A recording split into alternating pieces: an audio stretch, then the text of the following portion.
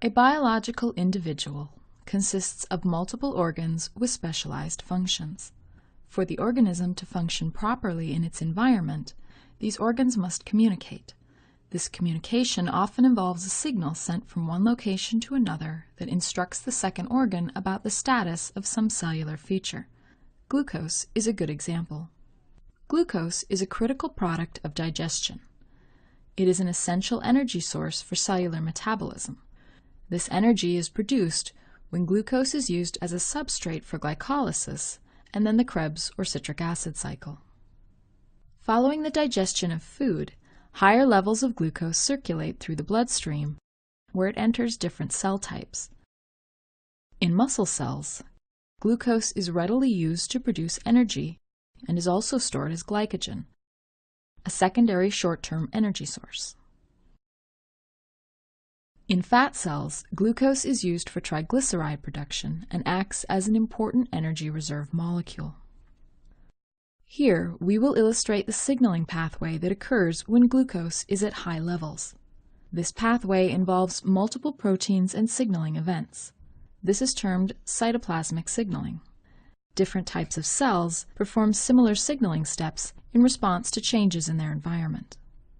In the protein recycling animation, we see a group of storage vesicles enriched with GLUT4 proteins continuously recycling from the cell membrane to an inactive location in the cytosol.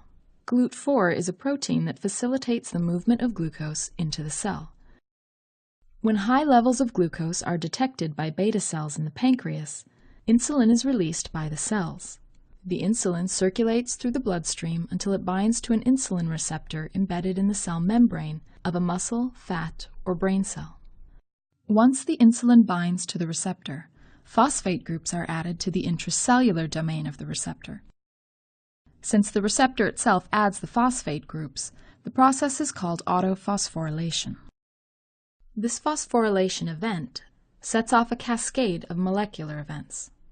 The activated receptor protein then adds a phosphate group to another closely associated protein. This effectively passes the signal from the receptor to the next step in the signal pathway. Proteins that add phosphate groups to another protein are called kinases. Kinases are often components of signal pathways, and phosphorylation is an important component in the transmission of a signal from one compartment to another. In this system, the signal corresponds to the level of blood glucose and is transmitted from outside to inside the cell. Next, we see a large pool of molecules that are embedded in the membrane, also being phosphorylated. Other proteins are then in turn phosphorylated, further transmitting the first extracellular signal that was originally sent from outside the cell membrane.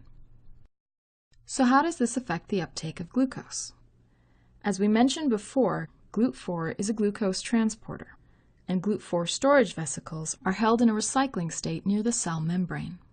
The vesicles are held mostly in this region because the Rab proteins that interact with the motor proteins necessary to move the vesicles to the membrane are in an inactive state.